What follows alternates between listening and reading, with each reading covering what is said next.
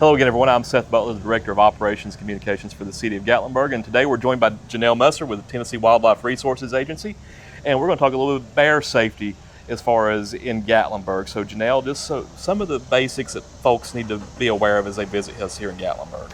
Yeah, so the number one thing is you will see a bear when you visit this area. So there's no reason to try to entice a bear by feeding a bear or trying to get close to a bear in any way. Just enjoy them as they come, don't feed them, and don't approach them. That's number one. And number two would probably be lock your car doors. Bears are very smart animals and they have learned to open those car doors. And number three, if you see a trash can and it has latches, latch it back properly every time. That's really important. Yeah.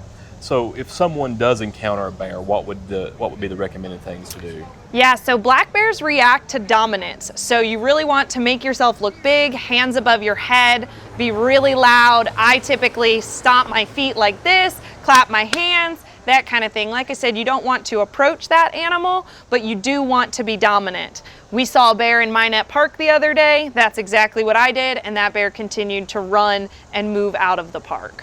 Mm-hmm. And folks just need to be aware that these are wild animals. They do have they are not domesticated animals. Yes, yeah, so black bears have really big teeth, really strong claws. Just because they eat mostly plant material, at the end of the day, they are a predator, and so they are built like a predator. They're just one that typically chooses to eat plants, but they will absolutely defend themselves, defend their cubs, and defend a food source. So that's why it's so important not to feed them and not to approach them in any way. So if you are struggling with trash at your rental, let's say maybe your bins are already full, I would contact your management company first off, whoever you rented the cabin through, and ask them for their suggestions.